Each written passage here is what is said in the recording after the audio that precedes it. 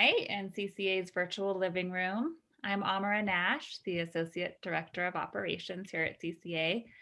And I just want to say how happy we are to be a partner in this community-wide effort to support literacy. Pretty important. This is all part of the Big Read, which is a national program supported by the National Endowment for the Arts and Arts Midwest.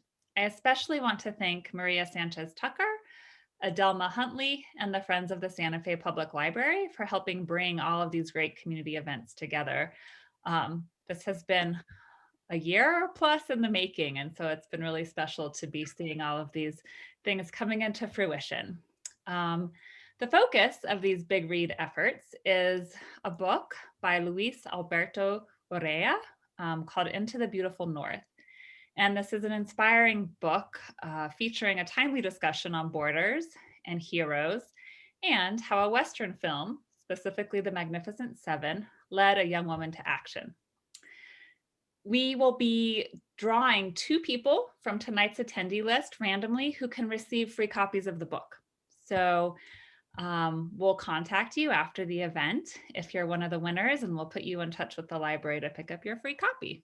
So thanks to the library for that also. So tonight's program is going to be a lively and fun discussion about the cultural significance of Western films.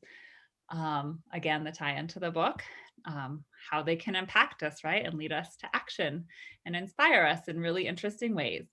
And talking about it are 2 very well-informed gentlemen, Johnny Boggs and David Morrell.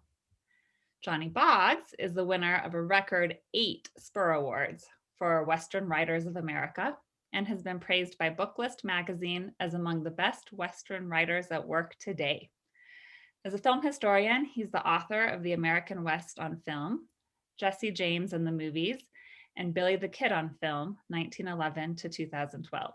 Boggs also won a Western Heritage Wrangler Award from the National Cowboy and Western Heritage Museum in Oklahoma for City Spark on the Prairie, the trial of the Kiowa chiefs. David Morrell is the author of First Blood, the award-winning novel from which Rambo originated. He has a PhD in American literature from Penn State and was a full professor in the English department at the University of Iowa. Many of his best-selling novels are modern Westerns set in the American Southwest, including here in the Santa Fe area. As a member of the Western Writers of America, he writes frequently for its magazine Roundup. How lucky are we to get to spend time with these guys this evening? Before I turn it over, I want to remind you that you can ask questions via chat or Q&A. We're going to hold some time at the end of the event for that, and we'll get through as many as we can. I also want to do a quick plug for an event that we have coming up on Sunday, April 18th. It's being presented by our film club, the Lumiere Club, and it's going to be a really wonderfully fun History of the Oscars event, which is going to be hosted by the wonderful and knowledgeable Paul Barnes. I can't wait. Just the little snippets I've seen. It's really going to be great. So I hope you can join us. It'll be a good warm up for the actual this year Oscars celebration on the 25th. So you can learn more about that and register for that and upcoming programs at ccasantafe.org. With that, I'm just going to turn it over to the stars of the evening, and that is David Morrell and Johnny Boggs. Take it away. Thank you. Thank you. I'm going to be a kind of interlocutor here and ask Johnny some questions. He and I are very, very good friends, and we've talked about Westerns for many, many years. But whenever I do speak to him about Westerns, I always learn something new that he held back from in our conversations. But for a starter, in a late breaking news, Johnny, in fact, has just won a 9th Spur Award.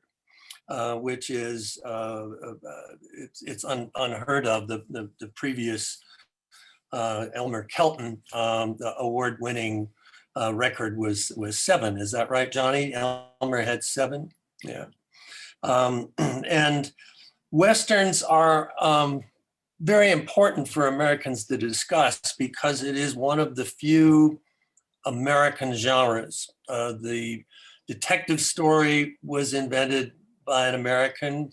We have jazz as a particularly American artwork. We have the Broadway musical as introduced by Oklahoma is a American artwork.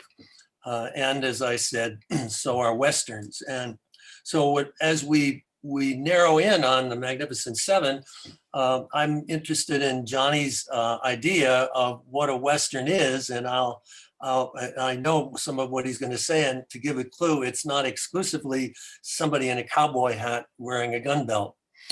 So talk a little bit about the history of Westerns and how the frontier changed. Well, the West begins actually when the first European settlers arrive in America on the East Coast. And you can even go back farther than that. You can say the Western really begins with the migration of the native peoples into America long before Europeans ever came over here. So it's not just cowboys. I have editors who actually tell me, you got to set the novel between 1865 and 1900. It really needs to have a narrow-shouldered or narrow-hipped, wide-shouldered guy who's really fast with a gun. Well, it's all crap, if you ask me. I mean, that's not what the Western is. The expansion of the frontier. The West was a gradually moving line, and what the Western really boils down to often is the conflict that exists between that expansion. I was talking to Walter Hill years ago, of the director of 48 Hours and a number of movies. I said, hey, 48 Hours, that's kind of a Western. And he says, everything's a Western. So. Certainly the strong conflict in a Western has all kinds of application in other genres. One of my favorite writers, I was a professor, as Mara mentioned, and one of the writers I enjoyed teaching was James Fenimore Cooper. The Last of the Mohicans is a Western. And we can frame this by using, say, no less an authority than Louis L'Amour, whom many people think of as the most recognizable writer of Western novels. And a lot of them became films as well. And L'Amour insisted on calling his novels frontier novels, not Westerns. But walk us through a couple of moving westward. We have Cooper. We have there's Western set in Ohio before, when that was the frontier, and so on. Right, there are Westerns set. I mean, L'Amour, he wrote Westerns that were set on in the Carolinas, in Tennessee. It's all part of the frontier. I mean, we think of Western figures. We think of Daniel Boone, who's actually makes it farther west into Missouri, but he's primarily Kentucky. There's the great northwestern frontier, which was Ohio. Always moved around, and L'Amour wrote Westerns set in the East Coast again. A number of writers have focused on that frontier period. William Gilmore Simms from South Carolina wrote about the southwestern frontier, which in that time, when he was writing in the 1840s, was Mississippi and Alabama. Yeah. And there's next time that you go to a library, Frederick Jackson Turner in 1893, the year of the World's Fair that occurred in Chicago, presented a paper, which was now called the Jackson, it's the Turner's Frontier Thesis. And he argued that basically the American identity was predicated upon, we move so far west, we get established, certain things are worked out, certain customs, and then the frontier extends, and the frontier extends, and the frontier extends. And with each extension, new American ideas are formulated. And this Turner's thesis often comes under attack these days because he saw it from the point of view of Easterners migrating west, whereas there were, of course, people there before. There were Native Americans, and there were also Spaniards. So I come to think about the Western as being about that collision that occurred when Easterners, knowing no better, came west and said, oh my God, what am I getting myself into, both in terms of the terrain and also in terms of what was there before. So that might be a good transition into the Magnificent Seven, which I have some of Johnny's books behind me here. And this is, I don't know if you can see it, but it's all probably too shiny. The American West on Film, Hollywood History. This is a extraordinary book in which Johnny chose 10 films. Is that right? 11, I think. Yes. 11. That's like your Spur Awards, which keep multiplying. So 11 films, which are well known as Western films, which you then analyze from the point of view of their place in American art in terms of the history of films, but also in terms of the history of the West. It's a really extraordinary book. So talk a little bit about the Magnificent Seven, however you want, in terms of how it came to be a movie. Well, yeah, it's a miracle any movie ever makes it to the big screen. That's one thing. You research these movies long enough, you understand that it's almost impossible to get a movie made and make it to the screen. Magnificent Seven starts actually in Japan. Kira Kurosawa makes a movie called Seven Samurai, which is a fantastic movie. It's about out of work samurai in feudal Japan who go to help a village that's being overrun by bandits. And it plays in America a couple years later, in 1956. It's showing as the Magnificent Seven in most of its titles. A Columbia story editor named Lou Morheim sees it and thinks, hey, this will make a pretty good Western. So he buys the rights for $250 and starts pitching the story idea. Now, at the same time, there are other people who've seen the movie who think the same thing. Eventually, Yul Brynner and Anthony Quinn kind of form a partnership to get the movie made. They eventually buy out Morheim, and then it goes through, what we would call pre-production hell. It involves lawsuits, angry people, even more angry people. It falls through. It comes back. Yul Brynner is going to keeps at it though, and eventually he finds people willing to back it. It goes down into Mexico to be made on location mostly. He's got a cast of mostly unknowns. Steve McQueen is getting some recognition for a TV series he's doing now, but the rest of the cast are, bit players, small actors. They cast Eli Wallach as the leader of the Mexican gang. It's made in Mexico, though. A few years earlier, there's been a movie made called Veracruz, starring Burt Lancaster and Gary Cooper. And its depiction of the Hispanic people down there ticked off a number of people that didn't like how they were portrayed. So there's a editor there who's got to approve everything on the script.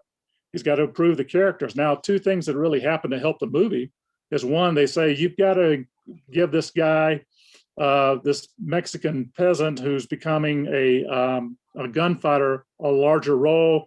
And you've got to develop this character about this Irish guy who's also part Mexican, who is Charles Bronson's playing. So they increase those characters. Now, the guy playing the Mexican farmer turned gunfighter is a German actor named Horst Burkhardt.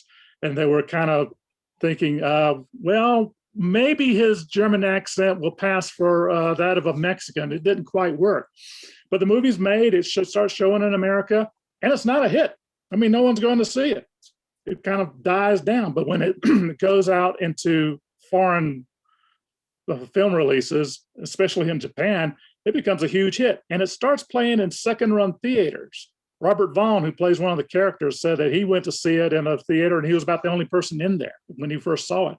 But again, it starts playing and playing and playing. It builds up. It starts getting this enormous reputation.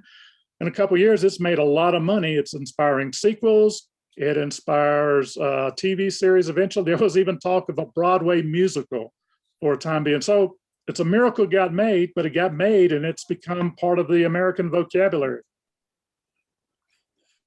And it just shows, as you said, that how difficult it is to get films made, and how something that looks like such a natural turns out to be almost impossible to have achieved. And you mentioned Steve McQueen, and I'm fascinated by McQueen in a number of ways. Is in person, later in his career, he could be not a nice person, but that's a topic for another time. But in The Magnificent Seven, he only had like 15 lines, and his agent said, I just can't see bringing Steve in.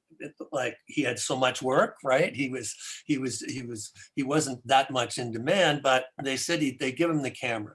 So what Steve did, and this is notorious, and anybody watching the film, it could be a drinking game, actually. McQueen figured out that whatever was going on, he would play with his hat. So even at the start, when we see the Magnificent Seven riding through the woods across the stream to get to town, they're riding stolidly, big, strong men, but not McQueen. As soon as he comes into the camera, he's gone with his hat. And this reached a peak in the scene where Steve and Yul Brynner decide that they're going to drive a hearse in which a Native American, the town won't allow the Native American to be buried there. So we have our social commentary, and they say, oh, hell, let's get aboard. So Brynner, trying to upstage McQueen, pulls out a cigar, lights it, puffs on it, throws the match away, and looks at McQueen. And McQueen, he's got a shotgun. So he opens the shotgun, he takes out one shell, shakes it, puts it in, takes out the other shell, shakes it, puts it in, closes it, and takes off his hat and does some more stuff like that. And you can see Brynner looking at him with utter hate. And it's one of those great moments in America where if you know the story, and as Brynner watches McQueen do all this crap, knowing that he's lost the scene. Was Magnificent Seven, the original, the Seven Samurai, was that not inspired by an American Western? And he does it again. Yes, he was. They say that he was inspired by watching some American Westerns, and that's what made him make that. Then he goes on and makes Yojimbo, which inspires the first of the Clint Eastwood spaghettis, which revolution the Western, and it goes back and back, and then it goes around and it inspires Luis Urrea to write Into the Beautiful North. And what that tells me is that stories are universal. You can move them anywhere. You can take a movie about feudal Japan and turn it into a 1880s, 1890s Western. And that can go on and to aspire a novel that's set in the 21st century. It goes on. I mean, we've seen Shakespearean Westerns. We've seen Westerns move to outer space. The Howard Hawks movie, Rio Bravo, is turned into about a marshal with a couple of deputies who's trying to hold this killer in. It inspires John Carpenter to make a movie about an assault on Precinct 13 in modern day America. I mean, stories go on and on. Walter Hill's right. Everything is a Western, or everything can be a Western. Well, it's a great way by showing how all this interconnects. That one of the reasons I love Westerns so much is that they inspire ideas and imitations, and then revisions, and it just becomes very rich. And earlier you had mentioned Veracruz. There's a subgenre. One way to fun way to look at Westerns is to see them in their niches. And there is a niche called the Mexican Western. And I wondered if you could talk a little about that, because you already mentioned two of the titles. Sure, Veracruz. It's usually the Americans going down into Mexico for whatever reasons, and you get it probably one of the better known ones would be The Professionals, where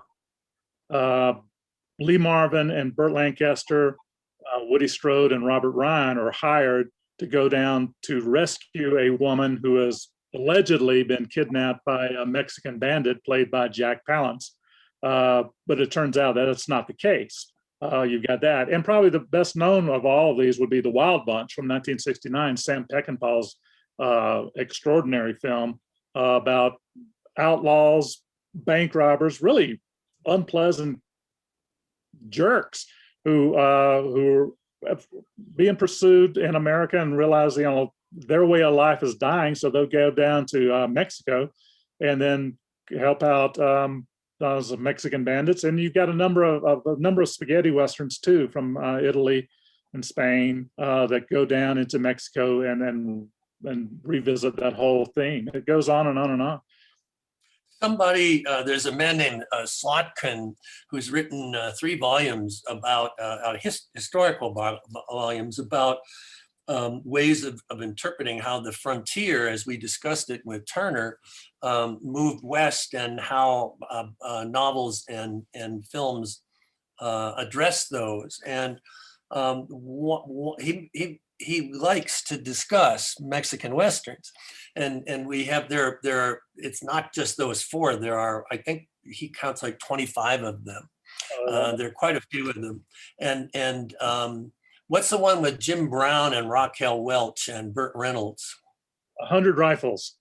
100 Rifles. So somebody once said to me, "Oh, I love westerns because they're pure entertainment. There's, implying there's no significance." And in 100 Rifles, we have Jim Brown, the black, the man who's left America because of the way he's been treated there, who's come to Mexico, gets mixed up in a revolution, as they frequently do, except in the Magnificent Seven, and it eventually decides that he's going to go back and start his own revolution in the United States. It's not a very good film, but it's an interesting way in which politics and westerns can mix together. And I wonder if you have any comments about the 4 movies you mentioned: Veracruz, Magnificent Seven, The Professionals, and The Wild Bunch. And we might as well pause for a minute to say that, generally speaking, The Wild Bunch is considered to be the watershed in Western films. Everything leads up to the Wild Bunch, and thereafter, either people are imitating the Wild Bunch or they are deliberately going back to the way Westerns were before the Wild Bunch. But I wonder if you could say something about, again, what this person said to me. Oh, there's no ideas, it's just a bunch of things going on, about ways of looking at those Mexican Westerns in terms of politics of the time. Well, I mean, movies always are, like any literature is the same way, I think. In most cases, it reflects the time the film was made, or the time the book was written, not necessarily the time in which it is made. I mean, The Wild Bunch is set in the early 1900s, right before the U.S. enters World War I. But it's a reflection of what's going on in Vietnam. No, there's no doubt about that. Things like that. And in a lot of cases, that's what it is. To get away outside of the Mexican Westerns. Another Vietnam Western, you can say, is Little Big Man with Dustin Hoffman.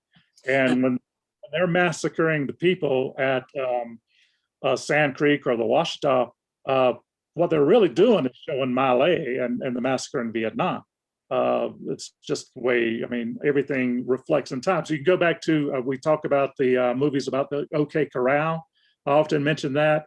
The first one, arguably, I think the best movie ever made about the OK Corral is My Darling Clementine, John Ford from 1946. Well, that's right after World War II. And that is, you're reluctant to get into this fight, but once you get into this fight, you're going to see it to the end. Go into 1950s, you've got the Cold War going on when you get Gunfight at the OK Corral with Burt Lancaster as the stalwart, well, I've got to do this because this is the right thing to do. I'm all for justice. Then you get to a pretty bad movie called Doc.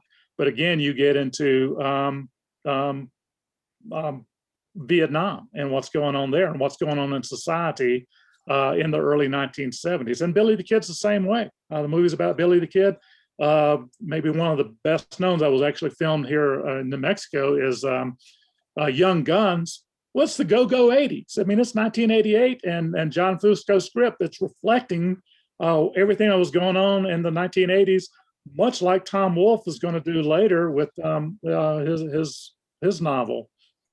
And it lets people think we're sort of putting ideas onto these films.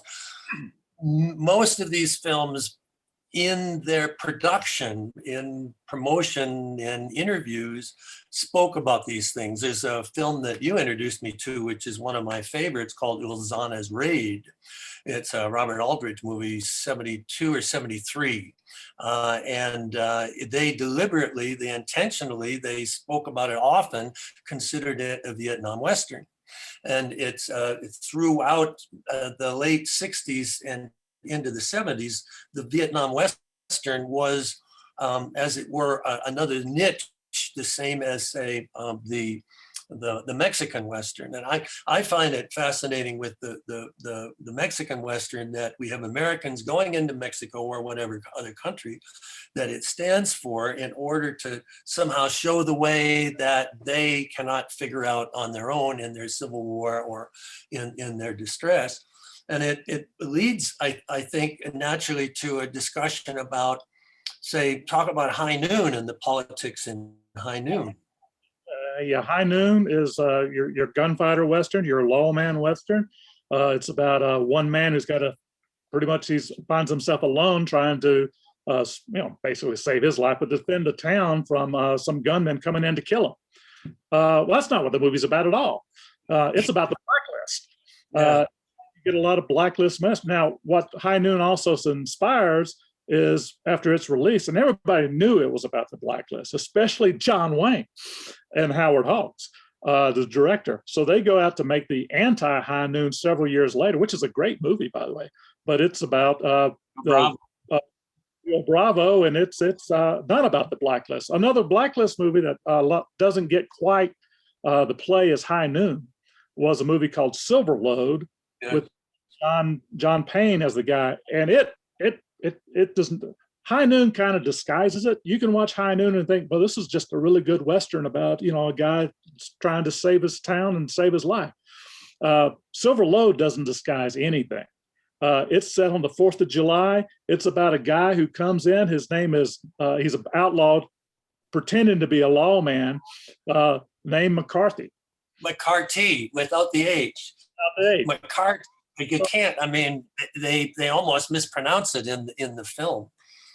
And what he's doing is ruining the hero's reputation by spreading all these lies about him.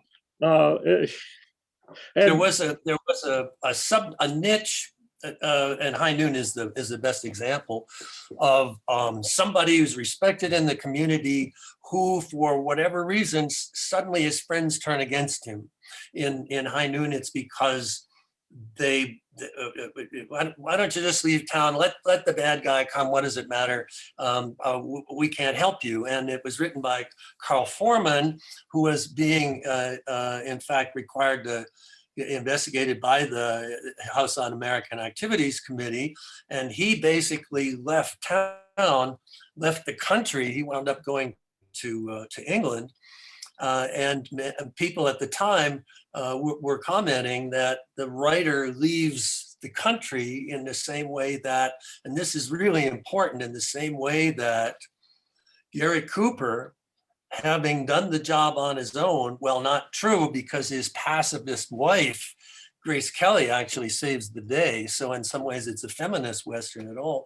But when it's all done and he looks at all these supposed friends that wouldn't help him, he throws his badge in the dirt. Right. And it was at that point that John Wayne said, that is the blank most un-American movie I ever saw. And it's why they made Rio Bravo, although I never really saw, because they don't, it's like three friends. So it's not like there was a lot of opportunity for the town to turn against them. That there is, again, speaking about books relevant to this, there is a book about High Noon and the McCarthy background, is Glenn Frankel Glenn Frankel, who also did a wonderful book about the Searchers and its history. And Frankel's books are, when he writes about movies, really, really worth investigating. He has a new one out that just came out. It's I can show up here. It's about if I can get it right. Tied down. There it is. Now we got it. Yeah, about the making of Midnight Cowboy, which is not a Western, but I meant, why is that being reviewed in Roundup magazine? John, earlier, Amara mentioned that I write for Roundup magazine, which this man edits. So tell me why Midnight Cowboy is being reviewed in Roundup magazine. The title alone says it's Cowboy. Okay, it fits right in, right? The character John Voight plays is a guy from Texas who comes to New York City. And I can say you put a cowboy it's a fish out of water Western. Cowboy in New York City trying to make his life as a male prostitute. I mean, so we can turn it around. That becomes the frontier.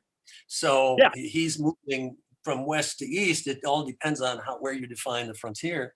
And we were talking about how Westerns, if you look closely at them, are rich with ideas.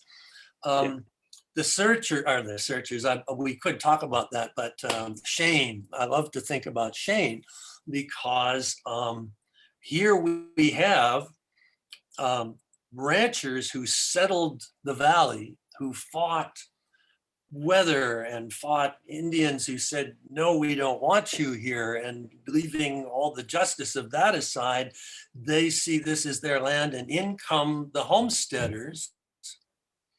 And if one looks at it in a certain way, it's very odd that the ranchers are the bad guys and the homesteaders, who are the interlopers, are the good guys. And so Shane, Alan Ladd, sides with the homesteaders against, of course, the ranchers, just a bad guy, he behaves badly. But later in life, Jack Schaefer, who wrote the novel, said that he thought, well, you know more about this than I do. Talk about what he thought about change in terms of the villains and the heroes in Shane.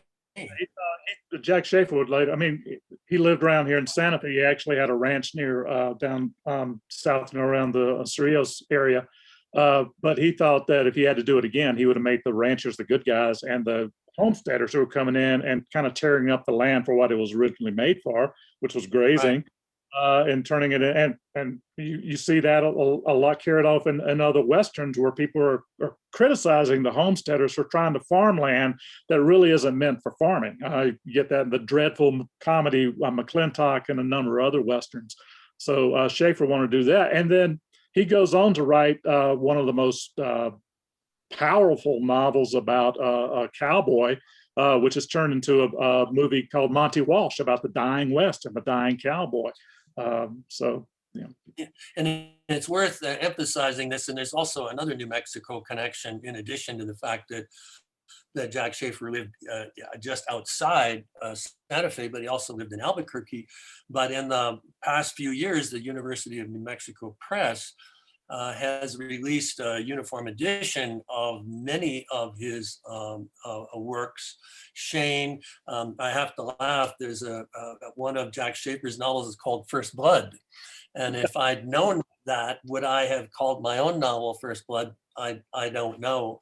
And a number of other terrific novels. But, if we wanted to recommend books that people should read, Monty Walsh is, to me, one of the great Western novels. Right. I think it's told in just a series. I mean, the movie, I'm not a fan of Monty Walsh, either version, the made-for-TV version, because it's not the book. The novel is brilliantly, as it tells the cowboy's entire life, basically, from his early days in the 1870s, where he's just a kid becoming a cowboy, to the early 1900s when he's at the end of his life. It's just a book.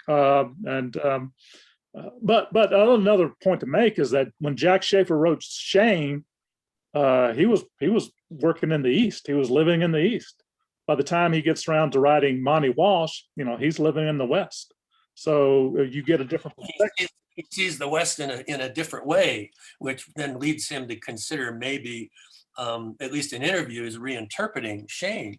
But going back to our discussion about politics, it's very easy to think of Shane as being a socialist novel. I mean, you can have a lot of fun talking about that. I wanted to mention another a New Mexico connection, and it fits our discussion. A novelist that alas isn't talked about much anymore, a man named Conrad Richter. And Richter was from Pennsylvania, but he lived in Albuquerque for about 5 years, from 28 to 1933, and moved back to Pennsylvania, but he came back here a lot. And he's a really good example of how we started this conversation with novels that move westward, addressing the various frontiers. Right. I mean, he writes about the Ohio frontier and the settlement there, and then he eventually comes out west. He's probably maybe best known today, maybe for a slim novel that was made into a not so good Western starring Spencer Tracy and Katharine Hepburn called The Sea of Grass, which is, my view, maybe one of his best novels ever. It's about the changing West. And it's set here, which I thought was interesting. One of the things, you start talking about Westerns and one title leads to another and one novelist to another. And The Sea of Grass is set in New Mexico, and its theme, and he's writing about this in the 30s. He won a National Book Award for it. He's writing about the conflict between ranchers and homesteaders. That's fascinating that this continues and continues. Let's talk about some anachronisms in films. One of the things that you and I like to put down is a movie called Hostiles. So do you want to start, or shall I? Oh, Hostiles. Let's see. Well, it's set in the 1890s, and you've got Comanche Indians for some reason raiding over here when Comanche Indians had been on the reservation since 1875, 1876. There's that problem, and they're going to transfer this Cheyenne, who for some reason a Cheyenne is being imprisoned in New Mexico, but they're going to transfer him to his homeland in Montana, and they're going to do this on horseback. Well, I don't know. I mean, the government and army can be really cheap sometimes. Yeah. 1892, 1893, 1894. If I'm going to go to transport a prisoner to Montana, I'll just take the train. Take the train. There were 160,000 miles of train tracks in the West in the 1890s, and I'll just say one more. There are fur trappers in Hostiles. This is set in mid 1890s. The fur trapping, these guys would have been in real life. They would have put them in lunatic asylums because the fur trapping industry ended in the 1830s. But this does give us a chance to, and we have, we're going to turn it over to questions in a moment. But one way to look at Westerns is in terms of the chronology of the development of the West. So we have, I'll throw some niches at you, and you can maybe throw some titles. The Fur Trapper Trailblazer story. What title would you think would? The Big Sky. Yeah. Obviously, A.B. Guthrie's great novel and a pretty good movie that it's hard to find now. Kirk Douglas and Jeremiah Johnson, of course. Jeremiah Johnson, yeah. These are two that come to mind all the time, and that leads to westward expansion with the wagon train. And we should emphasize the wagon trains were before the Civil War, and there are a number. I'm sure you can come up with some titles of the wagon train story that people might want to read or watch. I'm trying to think of a good one. Well, I know, but there's John Ford did a silent movie. Right. The Women is a really solid movie about they're trying to transport women brides across the West, and Robert Taylor is the guy. It's William Wellman. It's a really good movie. The Way West is a good movie. about the whole Oregon Trail experience. It's kind of hard to find really good movies about it. It's a great period in America's history, but it's kind of hard to find that ever transferring into decent movies. There's a silent movie called The Covered Wagon, which I just find like watching paint dry. But so there's an early John Wayne movie, The Big Trail, which is 1929, one of the first widescreen films. There wasn't any music, but they used sound as if it's music, and it's a wagon train film. But it has scenes in it. It's kind of creaky. Raw Walsh is John Wayne's first starring role, and it was a box office failure. That's why he went into the B's after that and had to make all movies. Right. Until Stagecoach in 1939. But Westward the Women is worth emphasizing, I think. This is a major film, not only is representing the wagon train story, but it's also, there aren't a lot of feminist Westerns, and of those, sometimes they're not as well made as they might be. This is an extraordinary film in which Robert Taylor takes a group of women west, and in the end, they are tougher than any man they encounter. And it's extremely well made. William Wellman, it's just extraordinary. And we could move forward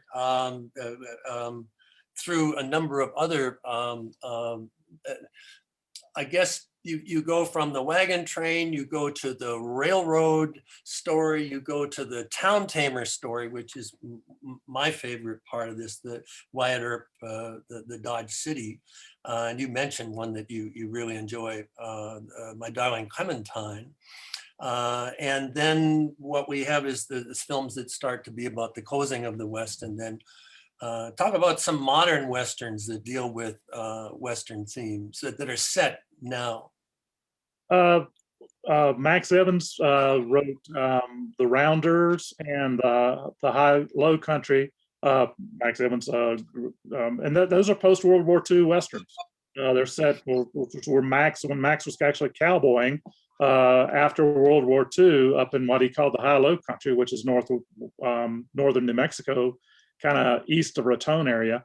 So those are about, the changing of the West in the 1940s. That goes on into contemporary Westerns. We think of Larry Mcmurtry's best known today for Lonesome Dove, which is a traditional cattle drive Western in the 1870s. But his earlier books focused on the West of the 1950s when he was growing up. And they are transferred into film as HUD, which is a picture show, and another movie that doesn't quite make it as much around as Leaving Molly, which is based on his novel, Loving Molly, which is based on Leaving Cheyenne. Yeah, I know that one. And the contemporary filmmaker Taylor Sheridan, who's a writer who then became a director, Hell or High Water. One of my favorite films is Wind River, partly because it's also about grief, which is something I've written about a lot. And Taylor has a movie coming. Excuse me? That's contemporary settings. That's like modern day, the modern day West right now. And one theory about this is how the traditional values, HUD is a good example, how traditional Western values come in conflict with modern Western values. And Taylor Sheridan, who also is the person behind Yellowstone and the Kevin Costner series, is very much interested in this theme and has a film coming out, filmed here in New Mexico around Santa Fe, called Those Who Wish Me Dead, which will be coming out in May, which is another one of his contemporary Westerns. I think it's 1:45. We said that we would turn it over to some questions. We covered a lot of territory, but I'm hoping that we've mentioned some titles that will make people seek them out and realize that how extraordinary Westerns can be when they are made with passion and serious intent. We have a question from James Goad, who's interested to hear your opinions of the film Bad Day at Blackrock. in context of this discussion? Okay, Johnny? I love that movie. That's a great movie. It's 1950s. Spencer Tracy arrives in a small town. No one knows exactly why he's there, why anyone would get off in this town. And he's harangued by a number of unpleasant individuals. And it's a post-World War II Western. It's 1950s. It's color. It's tight. It's taut. It's just a wonderful little. I say that you can't make a noir if it's in color, but this would be a noir. That's pretty common. In fact, I thought it was in black and white for years, and finally realized I was misremembering it. It's in color. Extraordinary use of CinemaScope, of wide lens, and it's the same theme. What has happened to Old West values now? And in some ways, it hasn't changed. We've seen this plot before, where the stranger comes to town and uncovers all these terrible secrets. There's an Audie Murphy movie called No Name on the Bullet, in which he comes to town and he scares everybody so much they begin shooting each other and committing suicide and running out of town and what have you. And I think we both agree this is an extraordinary movie. Great movie. It's a movie worth checking out. It's got a great cast. Not only Spencer Tracy, Robert Ryan, Ernest Borgnine, Lee Marvin, just a usual cast of characters, right? Many of them appeared in, the Professionals, and Robert Ryan. What Western has he not been in? Darcy McGrath would like to know if you consider No Country for Old Men a Western. Why or why not? I'll give that one to you. Yeah, sure. A lot of people might not see it that way, but yeah, it's a contemporary Western. It's Texas. It's a changing West. And every Western needs a really bad guy. And it's hard to find a guy worse than the bad guy in that movie. I think it's a Western by all means. Western, it's a contemporary Western. And I say Tony Hillerman, C.J. Boggs, Craig Johnson, they're writing modern day Westerns, but they're all about men. And now that Ann Hillerman's doing some of them for her dad series, women with hats, badges, and guns, bringing law and order to the West. Yeah, and it's really rethinking the traditional roles and the traditional themes, but almost all of the Western set now address that theme of what it used to be like and how to behave now in a changing version of the West. And usually the modern West doesn't stack up too well. It's the person who adheres to the old ways that comes across favorably. Artist Burst is asking in reference to the Mexican Westerns, even if there was supposed to be a lot of sensitivity to Mexican interests, not many actors looked or sounded Mexican, except the little girls in the procession. Was this acceptable at that time, or was it just sort of the best that they could expect? Or can you speak to that? Was it acceptable to that time? Well, it was commonplace. Now, on one hand, you could say an actor or an actress is playing somebody he or she isn't. So you can play a Hispanic character, maybe not quite as well. There's a movie I think of a Western called, it's a modern Western. It's a newspaper movie that actually tackles the Western, the racism in the West. It is a newspaper movie where McDonald Carey. It's called. I'm drawing a blank on the title now. But McDonald Carey plays a newspaper editor who tries to settle in a small town in California, where he's overcome by the racism against the Hispanic people that come in to pick the crops. Now, the woman that he falls in love with is the reporter for the Mexican paper in the town, but she's played by Gail Russell, who doesn't even try to do a Hispanic accent at all. But that's just, you couldn't get away with that today. But in the time these movies were made, it was just commonplace.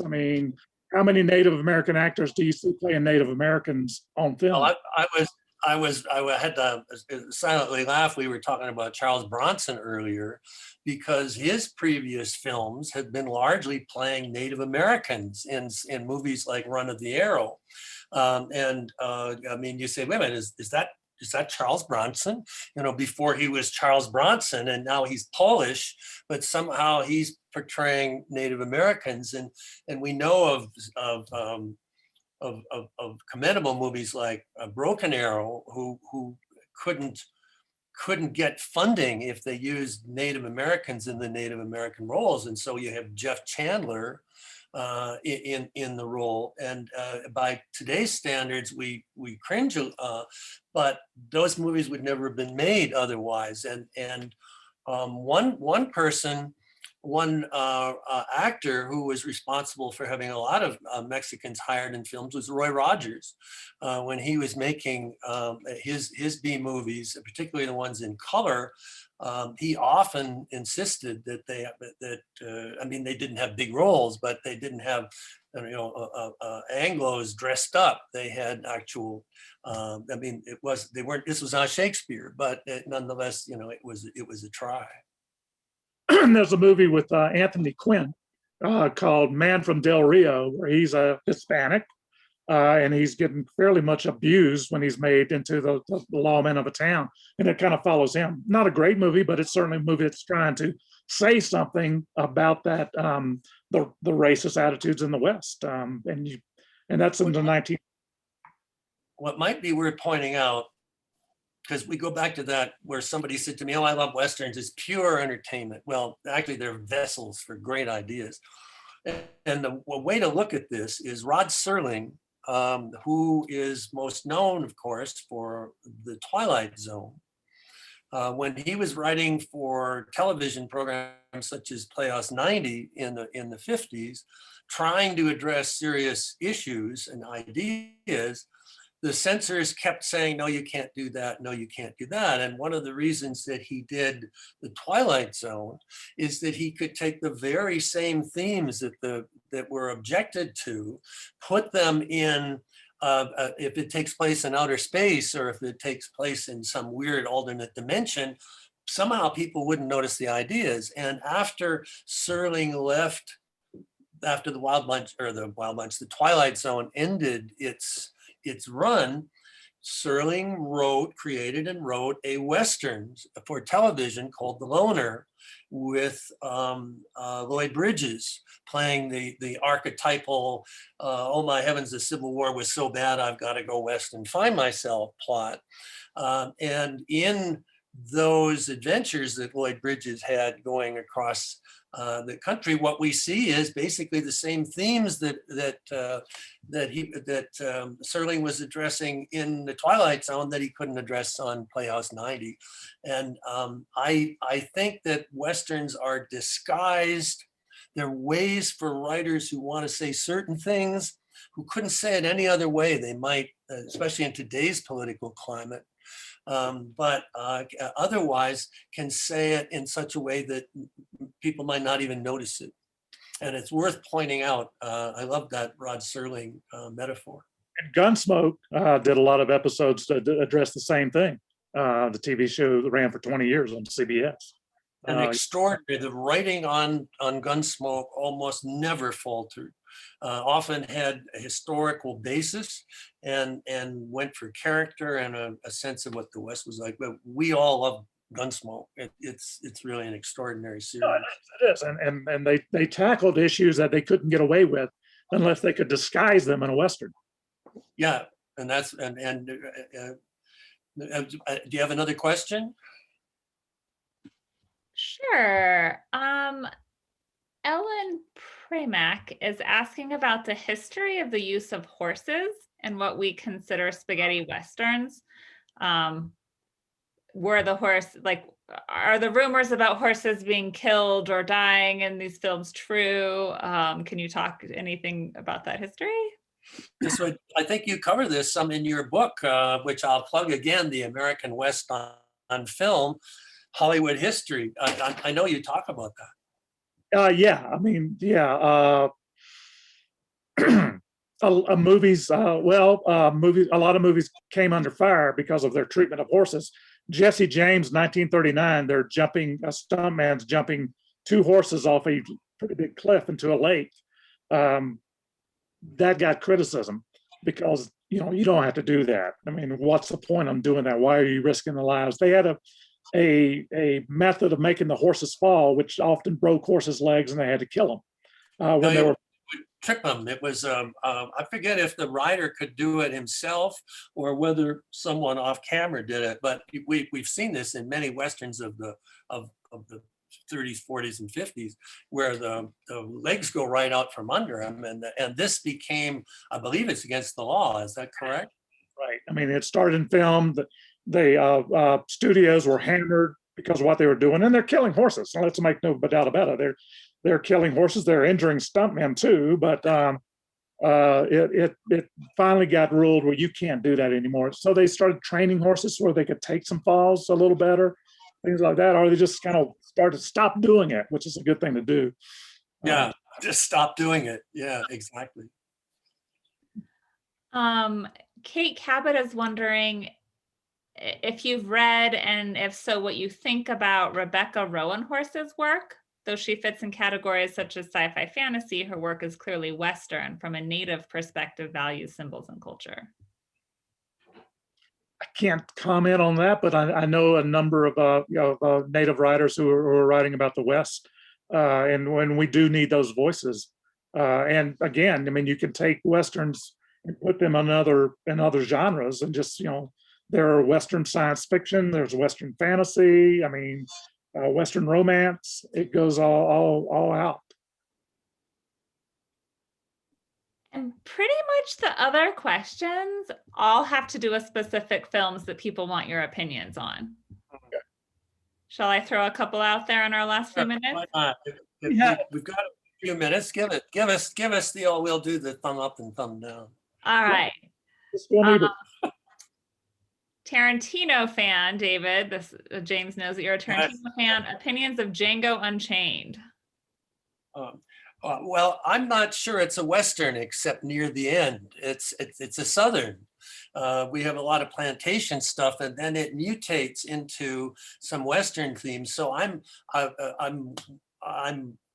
often people comment about my enthusiasm for Quentin Tarantino, and I like the movie a lot, but I can't comment on it as a thorough Western. I like the film. I can defend the film as a as a first-rate film, but I'm not sure it's a Western. What about you? If it's a Western, comes down, it's not a very good Western. Okay. It dies when it gets to the plantation. Now, the original Django, which was a spaghetti Western by Sergio Corbucci, is a very phenomenal Western. It's about a guy dragging a coffin into a town filled with guns. But also look at it examines religion in the West and violence in the West. It's a phenomenal spaghetti movie.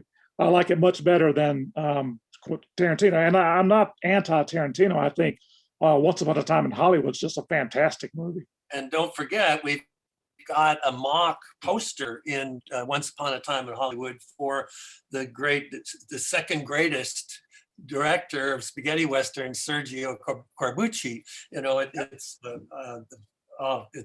just a lot of fun in that film. What other films? This is fun. What other ones? Locally made here in Santa Fe. What about Silverado?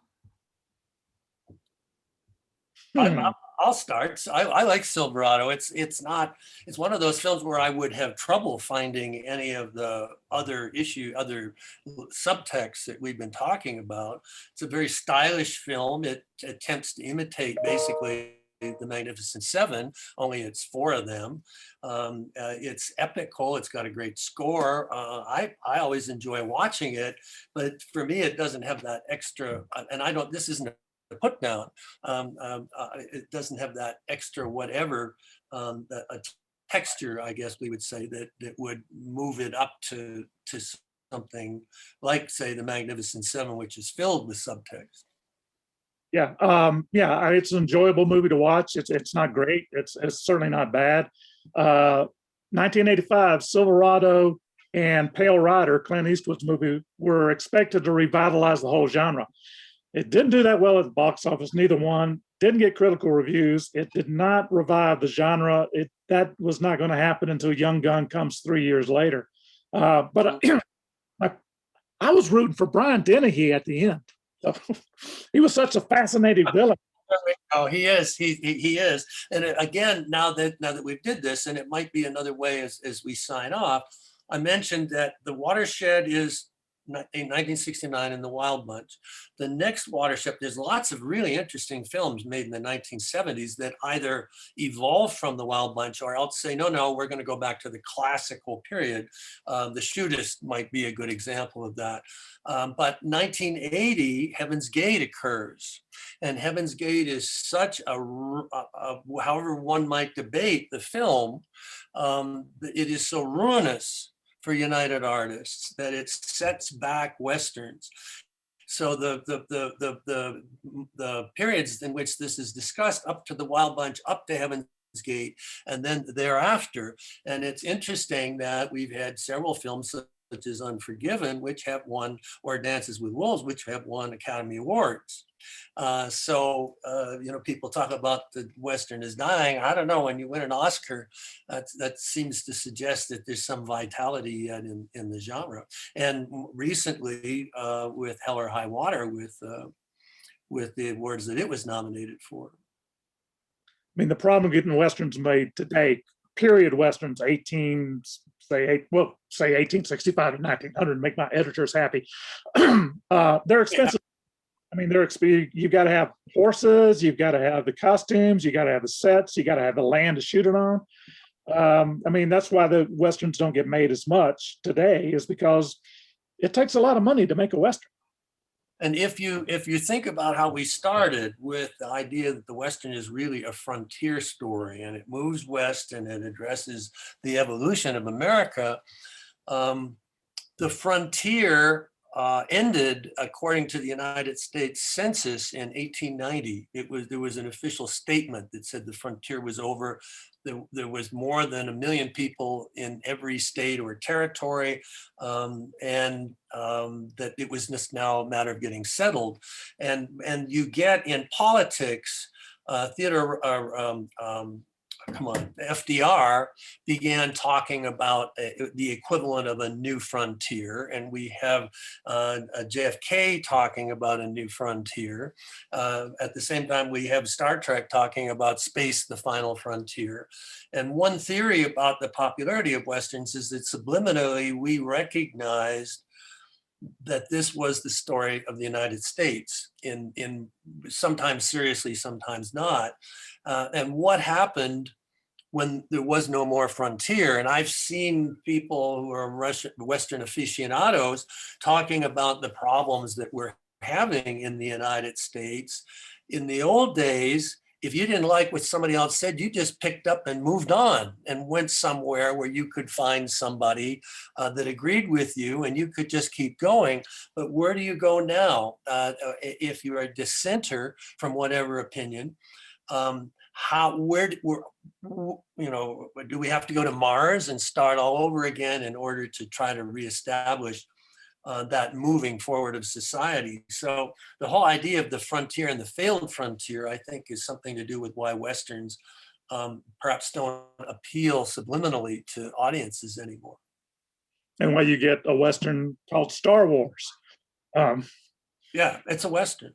Yeah. I remember the name of the newspaper Western about anti-Hispanic. It's called The Lawless. It's early 1950s. It's worth checking out. It's a pretty good movie. I'm glad you remembered that. I had to get that. Do we have more movies or any more questions? We have a whole list of movies that I think actually we could be here till like 10 o'clock tonight. But let's do one. This is the fun. Yeah. We'll do one final one that I'm just going to scroll and pick by random, and then we can wrap it up. The Australian film, The Man from Snowy River. Okay, Johnny? You can maybe get by with calling that a Western because the Kirk Douglas character came from the West.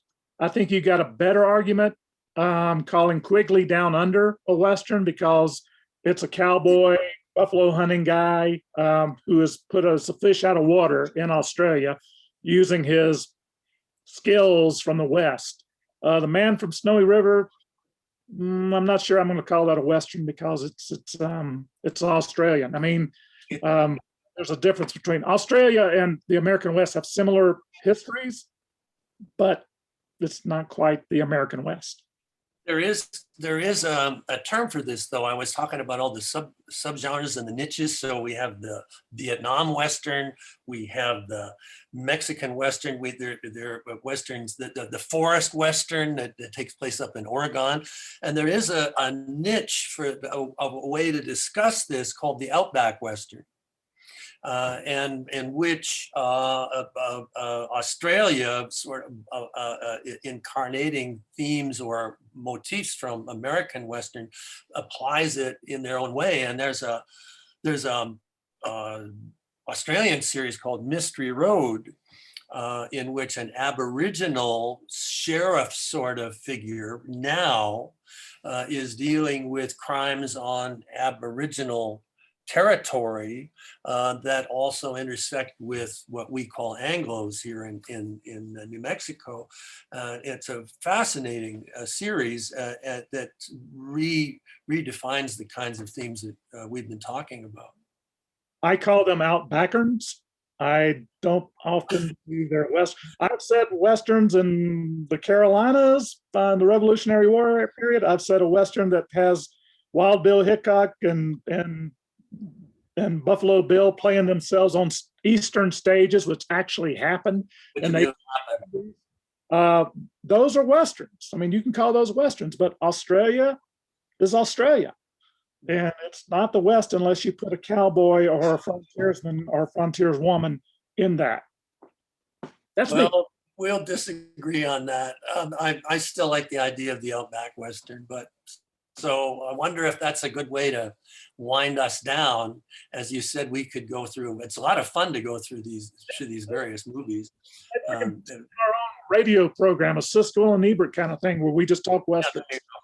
Just talk Westerns. But we did cover a lot of ground. We covered the nature of the Western, how to define it, various subgenres within it, ways in which ideas can be imported and disguised in Westerns and not noticed. And also we mentioned some great titles that I would say are must-sees, but I really want to go back to Westward the Women. That is one of my favorite films. Solid movie. And you can find Westerns and novels, nonfiction at the Santa Fe Public Library, bookstores. I mean, we're still being published, and some people even still read us. And I'm working on a Western. Yes, you are. So Rambo's creator, First Blood is a sort of Western, but the gunfighter who isn't allowed to hang up his guns. But I'm actually working on one set in 1888, which is taking me a long time. The research is hard to do to make it look fresh rather than just recycle the tropes. But another conversation for another time. Thank you for allowing us to be here. Yes, thank you very much. Thank you. We appreciate you, David and Johnny, and all of you who joined us tonight. We'll see you next time.